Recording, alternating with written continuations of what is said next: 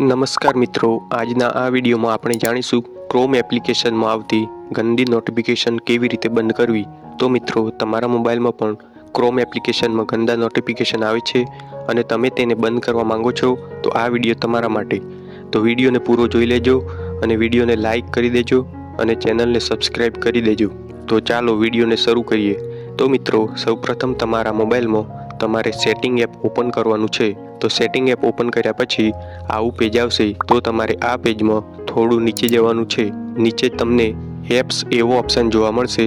તો તમારે એપ્સ ઉપર ક્લિક કરવાનું છે।